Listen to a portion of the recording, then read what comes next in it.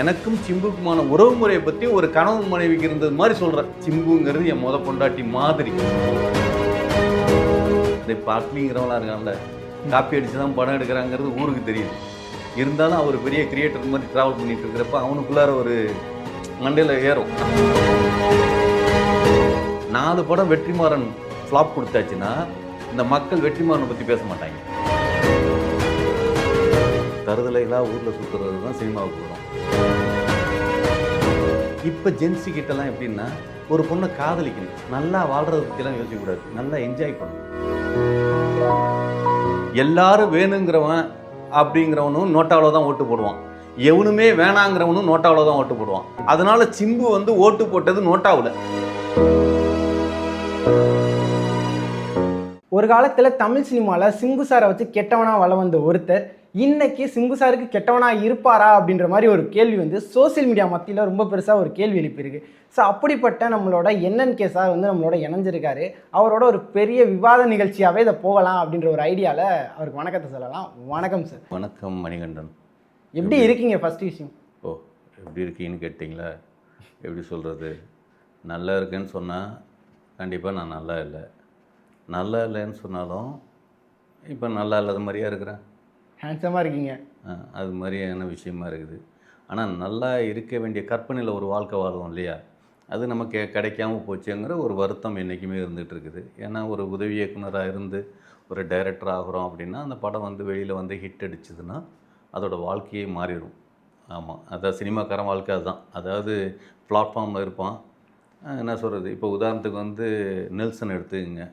ஆமாம், அவனோட ஆரம்ப கட்டம் பார்த்தீங்கன்னா கிட்டத்தட்ட ஒரு 700 சம்பளத்துக்கு வேலை பார்த்துக்கிட்டு இருந்தான். இன்றைக்கி கிட்டத்தட்ட எத்தனை கோடி, 7 கோடியா? அந்த சம்பளம் எவ்வளோ? பல கோடிகள். அதான் சினிமாக்காரன் வாழ்க்கைங்கிறது. அதுதான், அதுக்காக தான் எல்லோரும் சினிமாவுக்கு வர்றதுக்கு ஆசைப்பட்றாங்க. ஒரு காலத்துலலாம் வந்து கூத்தாடி பழப்புது, அதுக்கு ஏன் போகிற அப்படின்னு ஊரில் வந்து சினிமாவுக்கு போகவே விட மாட்டாங்க. ஆமாம், தருதலைகளாக ஊரில் சுற்றுறது தான் சினிமாவுக்கு வரும் ஒரு காலத்துலலாம். இப்போ அப்படி கிடையாது. எல்லா குடும்பத்தில் இருக்கிறவங்களே படிக்க வைக்கிறாங்க. விஸ்காம் படி, ஆமாம், பாத்தியா சிவகார்த்திகெலாம் வந்துட்டாப்புல, நீ வரமாட்டியா? ஆமாம், நல்லா ஃபேர் அண்ட் லவ்லி என்ன 2 வாங்கி போட்டுக்க.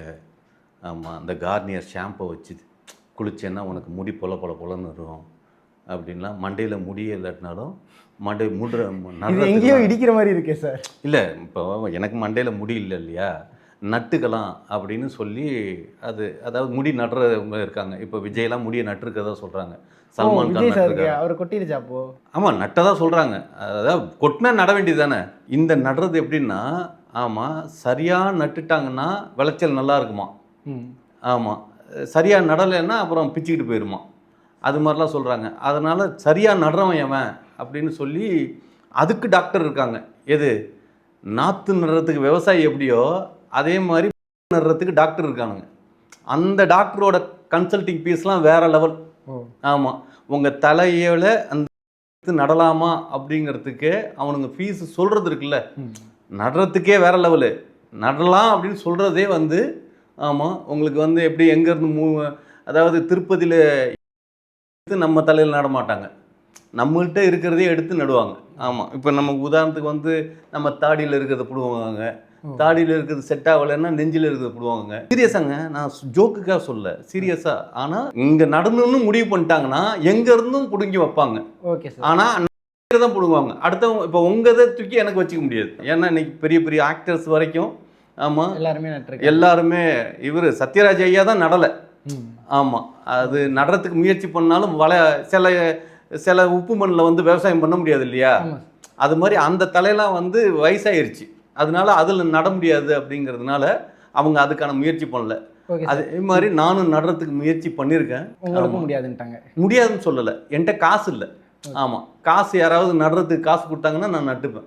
Okay sir. இப்போ வந்து கெட்டவன் நந்தகுமார்லேருந்து எப்போ ஒரு படத்தோட டேரக்டர் பாய்வர் அப்படின்ற பேர் வரும்? ஆக்சுவலாக பண்ண படம் ஓடினா தான் பேர், புரியுதுங்களா? நாம் பண்ண படம்லாம் ஓட மாட்டேங்குது. ஆமாம், ஏன் ஓடலைங்கிறதுக்கு நான் 1008 காரணம் சொல்லலாம், புரியுதுங்களா? ஆஸ்திரேலியாவில் போய் தமிழ் சினிமாவிலே ஒரு 10 லட்ச ரூபாய்க்கு ஒருத்தன் படம் எடுத்தான்னா அது நான் தான். ஆஸ்திரேலியாவில் போய் அந்த படம் பண்ணோம். அந்த படம் பண்ணிவிட்டு நேராக கொண்டு வந்து இங்கே 2020 ரிலீஸ் பண்ணோம்.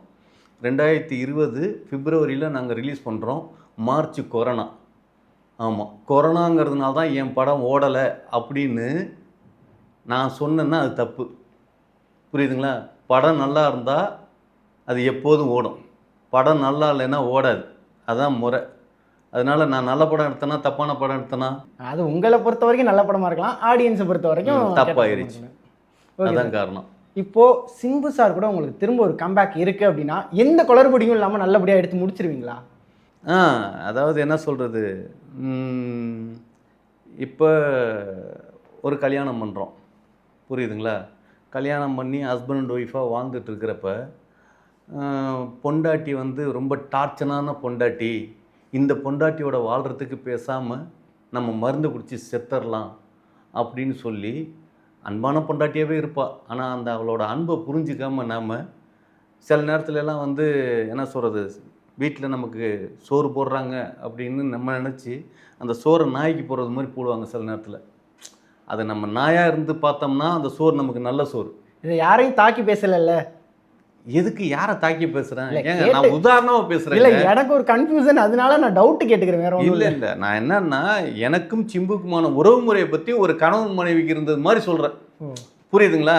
இப்போ அவரும் நான் அந்த மனைவியை வந்து வேணான்னு சொல்லிட்டு அப்படியெல்லாம் சோறு வைக்கிற ஒரு நாய்க்கு சோறு வைக்கிற மரியாதையோடு நமக்கு வைக்கிறப்ப நம்ம சாப்பிட்டு இருக்கணும். ஏன்னா நம்ம நாய்ங்கிற புரிதல் நமக்கு இருக்கணும். நம்ம ராஜாங்கிற நினப்பில் இருந்தோம்னா என்ன ஆகும், நீ வைக்கிற சோறு சரியில்லைன்னு நம்ம சொல்லிடுவோம். இப்போ 2 பேரோட இதில் வந்து யார் நாய் யார் ராஜான்னு நான் என்ன நாயின்னு சொல்லிட்டு இருக்கேன். ஓ, நீங்கள் நாயா? ஆமாம். ஆனால் நான் அப்போ ராஜாவாக இருந்தேன். யார்? சிம்புக்கிட்ட படம் பண்ணுறப்ப நான் அப்போ ராஜா, இப்போ நாயாக இருக்கிறேன். ஆமாம், நான் ராஜாவாக இருக்கிறப்ப ராணியை மதிச்சிருந்தா அந்த இது நடந்திருக்காது. இப்போ என்ன ஆகிப்போச்சுன்னா, வெளியில் போய் வேற ஒரு பொண்ணை கல்யாணம் பண்ணி இவளை விட அவள் மோசமாக நடந்திருக்கிறதெல்லாம் பார்த்து ஒர்த்தே இல்லாதவெல்லாம் நமக்கு ஒர்த்தாக ட்ராவல் பண்ணுறப்ப இந்த பொண்டாட்டி எவ்வளோ பரவாயில்லையே, அவன் பொண்டாட்டியோட வாழ்கிறப்ப அந்த அருமை தெரியாது. அதை விட்டுட்டு 2வது பொண்டாட்டியோட போய் வாழ்ந்ததுக்கப்புறம் தான் பொண்டாட்டி பற்றி ஃபீல் பண்ணுவாங்க. அது மாதிரி நான் வந்து 2வது 3வதெல்லாம் கொஞ்சம் வாழ்ந்துட்டு திரும்பி பார்க்குறப்ப தான் இந்த பொண்டாட்டி எவ்வளவோ பரவாயில்ல. உதாரணத்துக்கு தான் சொல்கிறேன், எனக்கு 3 பொண்டாட்டியெல்லாம் இல்லை. புரியுதுங்களா? ஆமாம், சிம்புங்கிறது என் பொண்டாட்டி மாதிரி. ஆமாம், ஏன்னா அவருக்கும் கல்யாணம் ஆகலை இல்லையா? ஆமாம், ஏன் கல்யாணம் ஆகலை? உங்கள் மேலே? ஏன் மேலே இல்லைப்பா. இல்லை சார், அவருக்கு வந்து தொழில் மேலே ஒரு தொழில் மேலே லவ். நல்ல வேலை, ஏன் மேலே லவ்னு கோத்தி விடாமல் இருந்தீங்க. இல்லை சார், நீங்கள் சொன்னதுக்கு மாதிரி நானும் சொன்னது மாதிரி சொன்னீங்க. ஆமாம், அதனால வந்து இப்போ மறுபடியும் அவரோட நான் சேர்ந்து பயணம் பண்ணால் நல்லபடியாக எடுத்துருவீங்க கண்டிப்பாக. ஏன்னா இப்போ கட்டி பார்த்துட்டோம்ல மற்றதெல்லாம், அதனால இதில் காலில் வந்து எம்மா நீ சொல்கிறது தாம்மா சரி அப்படின்னு சொல்லி நாங்கள் ட்ராவல் பண்ணுவோம். ஆமாம், நான் அவரை கல்யாணம் பண்ணுறதுக்கு ரெடியாக இருக்கிறேன், ஆனால் அவர் என்னை கல்யாணம் பண்ணுறதுக்கு ரெடியாக இருக்கிறான்னு எனக்கு தெரியல. ஏதாவது கேட்டு சொல்லுங்கள். சேர்த்து வைக்க கடவுளும் ரெடியாக இருக்காரான்னு தெரியல. சேர்த்து வைக்கிறதுக்கு நீங்கள் ரெடியாக இருக்கீங்களா? போதும், கடவுள் எதுக்கு? இல்லை சார், நம்ம அப்படியே அடுத்து போயிடலாம். ஏன்னா கடவுளை நம்பக்கூடாது. கடவுளோடு ஒரு மோசமானவன் இந்த உலகத்தில் எவனுமே கிடையாது. ஆமாம், எத்தனை பேர் கோயிலில் போய் கேட்குறானே, அத்தனை கம்யூனிட்டி பேருக்கு கடவுள் கொடுக்குறான். அப்போ அவனுக்கு தேவைப்படுறவங்க மட்டும் தானே கொடுக்குறான். அவன் எவ்வளோ மோசமான கடவுளாக இருக்கான். அதனால தான் நம்மெல்லாம் கடவுளை வந்து திடீர்னு திருப்புறம் கொண்டு போகிறோம். ஏன் திருப்புறம் கொண்டு போகிறோம்? போகிற பக்தருக்கெல்லாம் வேலை கொடுத்துட்றாங்களா? விஜய்க்கு மட்டும்தான் வேலை கொடுக்குறாங்க.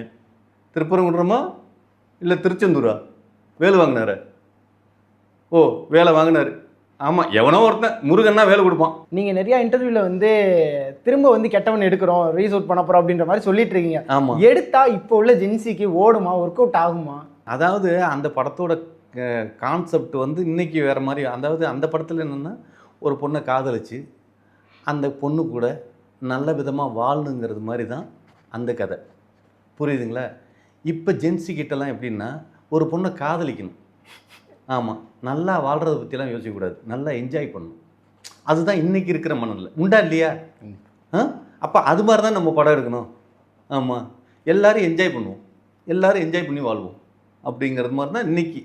ஆமாம், ஜென்சிக்கு தகுந்தது மாதிரி மாற்றிக்கணும் இல்லையா? காலத்துக்கு தகுந்தது மாதிரி நம்ம மாற்றிக்கணும்ல. இப்போ முன்னாடியெல்லாம் வந்து காதலிச்சாங்க, காதலிச்சதுக்கப்புறம் கல்யாணம் பண்ணாங்க, கல்யாணம் பண்ணதுக்கப்புறம் பண்ணுவாங்க இல்லையா? இப்போ எடுத்தோன்னே உண்மைதானுங்க.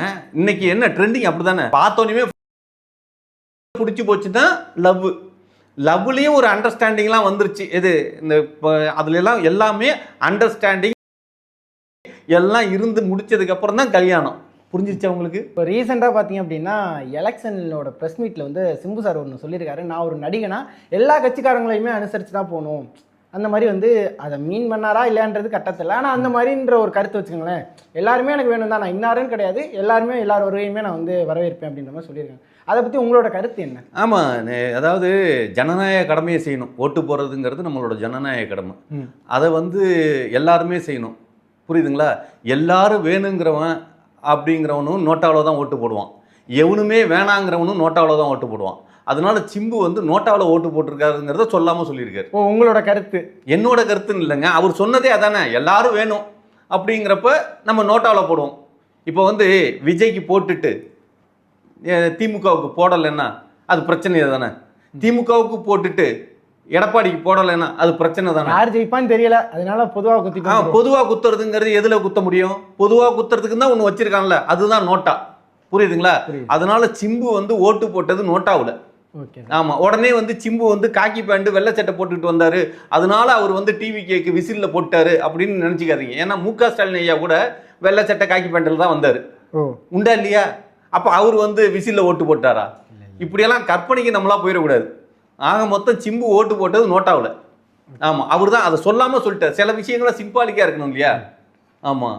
எனக்கு ஒரு பெரிய டவுட் சார், உங்களுக்கும் சிம்பு சாருக்கும் அப்படி என்னதான் பிரச்சனை? நிறைய இடத்துல நான் ரீசெண்டாக பார்க்குறேன், ஒரு மாதிரி ஹார்ஷாக பேசுகிறீங்க, இல்லை வந்து எதுனா ஒன்று இடக்கு முடக்கா பேசி விட்டுறீங்க. அது ஏன், என்ன வஞ்சன்ஸ் இருக்கா, இல்லை என்னது, அது வன்மமா?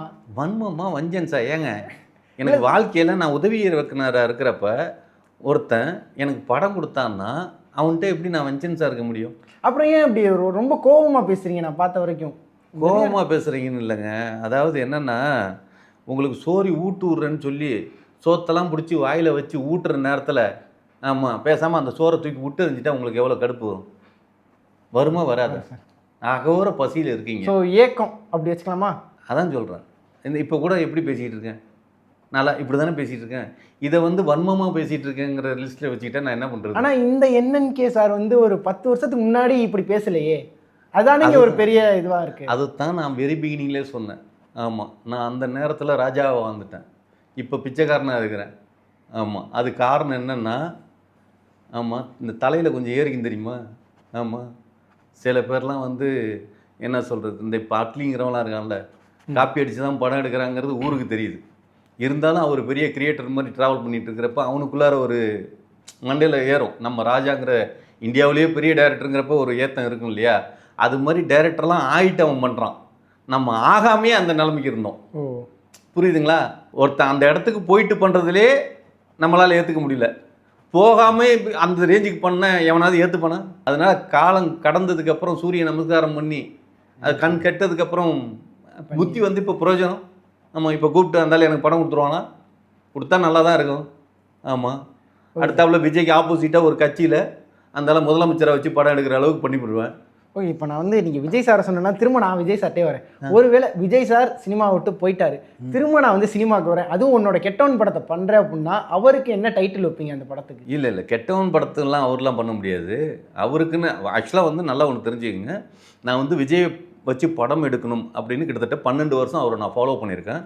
அவரோட படத்தில் தலைவா படத்தில் போய் அசோசியேட்டாக ஒர்க் பண்ணியிருக்கேன். அவர்கிட்ட என்னோட கதையோட கான்செப்டை பற்றி பேசியிருக்கேன். 2013 அவருக்கான டைட்டில் வந்து பொலிட்டீஷியன் டைட்டில் வச்சுருந்தேன். ஓ, அப்போவே? ஆமாம். அப்போ நீங்கள் கணிச்சிட்டீங்க, ஜோசியக்காரங்களெல்லாம் விட நீங்களே கணிச்சிட்டீங்க. ஒரு அந்த நேரத்துலலாம் வந்து ஒரு முதல்வன் மாதிரி ஒரு படத்தை இவருக்கு கொடுக்கணும் அப்படிங்கிற ஒரு நமக்குள்ளார ஒரு கற்பனையில் இருப்போம்ல, அது மாதிரி. ஆக்சுவலாக வந்து அந்த படத்தில் தலைவால நம்ம ஒர்க் பண்ணுறப்பவே டைம் டு லீடு அப்படிங்கிற ஒரு டிஸ்கஷன்லாம் என்கிட்ட எல்லாம் டிஸ்கஷன் பண்ணி தான் அந்த டைம் டு லீடே போட்டது. அதுதான் பெரிய பிரச்சனையாக கூட ஆச்சு. ஆமாம், அது மாதிரியெல்லாம் அந்த இதெல்லாம் நடந்ததுனால சொல்கிறேன். ஓகே, அவருக்கான மூமெண்ட்டெல்லாம் அந்த காலத்திலே பண்ணோம். அதனால ஒரு பொலிட்டீஷியனுங்கிறத முத கற்பனையில் ஏற்றி வச்செல்லாம் பேசியிருக்கோங்கிற. ஓகே சார், இப்போ வந்து டாப் ஹீரோஸ் இருக்காங்களா, அவங்கள பற்றின உங்கள் கருத்து என்ன? அவங்க வந்து என்ன சொன்னாலும் ஏற்றுக்கிட்டு நடிச்சிருவாங்களா? அது வந்து பெரிய நிறைய டேரக்டர்ஸ்க்கு அது ஒரு பெரிய ஒரு கஷ்டமாக இருக்குது, அதை அனுசரித்து போகிற மாதிரி ஒரு நிலைமை வருது. நீங்கள் எப்படி பார்க்குறீங்க அதை? இல்லை டாப் ஹீரோஸ்னாவே நீங்கள் எடுத்து வச்சா ஒரு 5 பேர் தான். புரியுதுங்களா? நல்லா ஒரு விஷயம் நல்லா தெளிவாக தெரிஞ்சுக்கிங்க. ஒரு நடிகன்கிறவன் ஒரு ஆரம்ப காலத்தில் வந்து அவனுக்கு வந்து நம்ம நாய் வேஷம் போட்டு விட்டோம்னா அவன் நல்லா குலைச்சி நல்லா நடிப்பான்.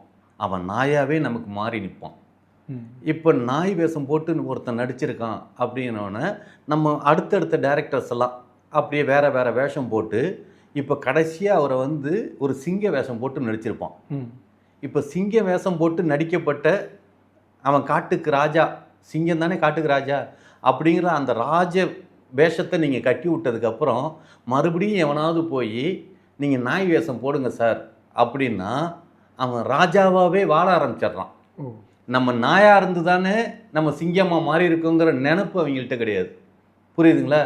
இப்போ நான் சிங்கமாக இருக்கிறவன் நாயாக மாறுவானா? அப்படியே மாறினாலும் மக்கள் பார்த்துருவாங்களா? ஏற்றுக்க மாட்டாங்க. ஒரு சிங்கமாகவே இருக்கணுங்கிறது தான் எல்லாருக்கும் ஆசை. அதனால அதிகபட்சமாக இந்த 5 சிங்கம் தான். இந்த 5 சிங்கத்தை அசிங்கப்படுத்தாமல் நம்ம படம் எடுக்கணும். Okay sir. இப்போ வந்து இதுக்கான ஒரு கொஸ்டினாகவே வச்சுக்கோங்களேன். சிம்பு சாரோட அரசன், கெட்டவன் ரெண்டுக்கு நீங்கள் என்ன ரேட்டிங் கொடுப்பீங்க? அதாவது படத்தை விட்டுருங்க, அந்த ஃபர்ஸ்ட் லுக்லேருந்து எல்லாமே நீங்கள் ஓவராலாக பார்த்துருப்பீங்க. ரெண்டுக்கும் உங்களோட கம்பேரிசன் எப்படி இருக்கும்? இல்லை வந்து எது அதிகமாக வின் பண்ணணும்னு நினைக்கிறீங்க? உங்களோட கெட்டவனா இல்லை வெற்றிமாறன்? ஐயோ, அது மாதிரிலாம் கம்பேரிசன்லாம் ஒருத்தரோட அவங்கவுங்களோட தனித்திறமைகளுங்க. இப்போ என்ன சொல்கிறது, ஒரே காலகட்டங்களில் வந்த டேரக்டர்ஸ் அப்படின்னு சொல்ல போனால் இப்படி மாஸ் படம் பண்ணவங்க. இப்போ வந்து சங்கர் பெருசா முருகதாஸ் பெருசா அப்படின்னா அவங்களோட ஜேனரில் அவங்கவுங்க. புரியுதுங்களா? அது மாதிரி வெற்றிமாறனுக்குன்னு ஒரு தனித்திறமை இருக்குது. அவரோட ஜேனரில் அவர் பெரிய விஷயங்கள் நடத்துவார். எனக்கு தெரிஞ்ச விஷயத்தில் நான் அதாவது எப்படி உங்களுக்கு சொல்லி புரிய வைக்கன்னு தெரியலையே. அதாவது கமர்ஷியல் படம் தான் சூப்பர் படமா, இல்லை ஒரு கமர்ஷியல் இல்லாத படம் தான் சூப்பர் படமா அப்படின்னு இதை பிரித்து பார்க்க முடியாது. மக்கள் எதை கொண்டாடுறாங்களோ அதான் சூப்பர். கொண்டாடுறதுக்கு அவங்கவுங்களோட முயற்சிகள். மே 4ஆம் தேதிக்கு முன்னாலேயே, இப்போ மே 4 இல்லையா எலெக்ஷன் ரிசல்ட்டு, அதுக்கு முன்னாலேயே இவர் தான் ஜெயிச்சிட்டாரு, இவர் தான் ஜெயிப்பார் அப்படின்னு நம்ம சொல்லிக்கிட்டு இருந்தோம். இதுதான் சூப்பர், இவங்க தான் எல்லாம் பண்ணுவாங்க, இப்படி பண்ண மாட்டாங்கன்னு சொன்னால் அதை விட பைத்தியகாரத்தனம் நம்ம கிடையாது. ஒரு படம் வெளிவரத்துக்கு முன்னால் இப்போ ஜனநாயகம் சூப்பர் ஹிட்டுப்பா, வேற லெவலில் இருக்குப்பா அப்படின்னாங்க. ஏதாவது அதை பற்றின சிந்தனைகள் இருக்கா? படம் எடுத்துன்ட்ட கூட மறந்து விட்டான். புரியுதுங்களா? அதனால் ஒரு படைப்பு வர்றதுக்கு முன்னால் அவங்கள கொண்டாடவும் கூடாது, படைப்பு தான் பேசப்படணும். படைப்பாளிகளை பற்றி பேசி பிரயோஜனமே இல்லை. 4 படம் வெற்றிமாறன் ஃப்ளாப் கொடுத்தாச்சுன்னா இந்த மக்கள் வெற்றிமாறனை பற்றி பேச மாட்டாங்க. இதே சூப்பர் ஸ்டார் அப்படின்னு கொண்டாடினவர் தானே ராமராஜன். இன்னைக்கு எந்த கம்யூனிட்டியாவது ராமராஜனை பற்றி பேசிகிட்டு இருக்கான்? இல்லை, மறந்துட்டாங்கன்னு கூட.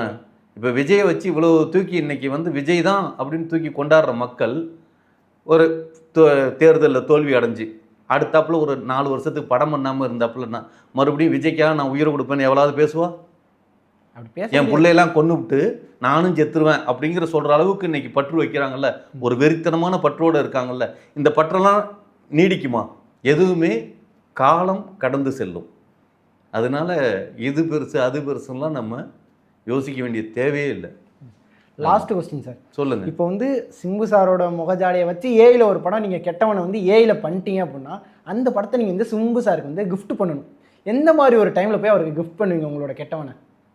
இதில் என்னங்க, முதல்ல வந்து ஒரு விஷயங்க, ஏஐயில் ஒரு கிரியேஷன் சொல்லிவிட்டு ஒரு புதுமையான ஒரு கிரியேஷனை பண்ணணும் ஒழிஞ்சு ஆல்ரெடி இப்போ ரஜினியை வந்து உண்மையான ரஜினி சாரை வச்சு படம் எடுக்கிறத பார்ப்பீங்களா, இல்லை ரஜினி சாரை ஏஐயில் கிரியேட் பண்ணி ஒரு படம் கோச்சாடியான்னு பார்த்தாங்க. இப்போ உங்கள் 2 பேருக்கும் தானே அந்த ஒரு டிராப் நடந்திருக்கு. இப்போ வந்து பார்த்தீங்கன்னா சிம்பு சாரை வச்சு ஸ்டார்ட் பண்ணது உங்கள் கெரியர், அந்த இடம் வந்து அங்கேயே நின்றுச்சு. இப்போ திரும்ப நீங்கள் வந்து சிம்பு சார்கிட்ட நீங்கள் போய் கொடுக்கணும். அது அவரோட மறக்க முடியாத ஒரு நாள், ஏதோ ஒரு நாளைக்கு நீங்கள் வந்து கிஃப்டாக கொடுக்க போறீங்க அப்படின்னா அது எப்போ? இல்லை, நான் தான் சொல்கிறேனே, ஏஐங்கிறது அதாவது ஒரு நடிகருக்கும் நமக்குமான மிஸ்மேட்ச் ஆகிருக்கு. அந்த மிஸ் அண்டர்ஸ்டாண்டிங்கை மறுபடியும் நான் அந்த மாதிரிலாம் இருந்துக்க மாட்டேன், என்னை மன்னிச்சிருங்க, நான் தவறு தான் பண்ணியிருக்கேன், எனக்கு தெரிஞ்சு நான் பண்ணதெல்லாம் தவறு தான், நம்ம மேலே நியாயமே இருந்தாலும் அந்த நியாயத்தை தவறுன்னு சொல்லி நம்ம அக்செப்ட் பண்ணிட்டு அவர்கிட்ட எக்ஸ்கியூஸ் கேட்டு சாரி கேட்டு மன்னிப்பு கேட்டோம்னா அடுத்தாப்புல அதுதான் ஒரு மனிதனை வந்து சேர்த்து வைக்கும் ஒழிஞ்சு என்னோட திறமை நான் உன்னை ஏஐயில் படம் பண்ணியிருக்கேன் பாருங்கள், இதை காட்டி இது ஏமாத்துற வேலை. நான் மன்னிப்பு கேட்குற வேலை கிடையாது. ஏமாத்துறதுக்கும் மன்னிப்பு கேட்குறதுக்கும் அவ்வளோ வித்தியாசம் இருக்குது இல்லையா? அதனால சிம்புவை நான் ஏமாத்துறதுக்கு விரும்பலை. நான் வந்து என்ன சொல்கிறது, ஒரு மன்னிப்பு கேட்டு மறுபடியும் நம்ம தொடரணுங்கிற மனநிலையில் தான் நான் இருக்கிறேன். கண்டிப்பாக எனக்கு நல்லது பண்ணால் அவர் வாழ்க்கையில் நல்லா இருப்பார்னு நான் நம்புகிறேன். ஏன்னா அவர் எனக்கு துரோகம் பண்ணிட்டாரு அப்படிங்கிற மனநிலையில் நிறைய இடத்துல போய் இந்த கோயில்ல எல்லாம் சீட்டு கட்டி எழுதி வைப்பாங்கல்ல, ஆமா, ஆமா. அந்த மாதிரி வேலையெல்லாம் நம்ம குடும்பத்துல செஞ்சு விட்டாங்க. ஓ, ஆமா, இன்னைக்கு அதனாலதான் அவருக்கு வந்து அடுத்தடுத்து படம் வந்து ஃபிளாப் ஆகுறது. அது மாதிரி நானா நினைக்கிறேன் இன்னைக்கு. ஏன்னா அவர் வந்து இன்னைக்கு விஜய் இருக்க வேண்டிய இடத்துல தான் அவர் இருக்க வேண்டியது. ம். ஆனா அந்த இடத்துக்கு போக முடியல. அவருக்கு ஒரு வாழ்க்கையில வந்து சரி படம் தான் ஓடலைனாலும் ஏதோ கல்யாண வாழ்க்கையாவது பண்ணி ஒரு குழந்தை குட்டியானது இருக்குமா அப்படின்னு பார்த்தா அது வரைக்குமே அவருக்கு ஸ்டக் ஆகுது. அப்படிங்கிறப்ப ஓகே, அப்போ கடவுள்னு ஒருத்தன் இருக்கானோ ஒருவேளை. ஏன்னா நான் போய் இதெல்லாம் பண்ணல. ஆனால் நமக்கு வெல்விச்சராக இருக்க பெத்தவன் தன்னை இப்போ எங்கள் அப்பா அம்மா நான் நல்லா இருக்குன்னு தான் நினைப்பாங்க. ம். இப்போ அவங்க போய் என் பிள்ளையோட வாழ்க்கையை விடையெல்லாம் கெடுத்து விட்டான் அப்படின்னு சொல்லி அவங்க எழுதி வச்சதெல்லாம் இன்னைக்கு பழிச்சுக்கிட்டு இருக்கோ அப்படிங்கிறது மாதிரி தோணும். அதனால எனக்கான வாழ்க்கையை அவர் கொஞ்சம் கொடுத்தாருன்னா அவர் நல்லா இருப்பாரோங்கிற ஒரு நம்பிக்கை. அதை விட நான் நல்லா இருப்பேன்ல அப்படிங்கிறது தான். கண்டிப்பா தெரியாது. கண்டிப்பா கண்டிப்பா உங்களோட அந்த ஒரு எதிர்பார்ப்பும் சரி, உங்களுக்கு ஒரு படத்துக்கான வாய்ப்பும் சரி வரும்னு நம்புவோம். வந்தா மக்களுக்கு நல்ல படம் கொடுப்பீங்கன்னு நம்புவோம். Thank you sir. வந்தா ராஜாவா வர வேணாம், சிம்புவா வந்தால் மட்டும் போதும்.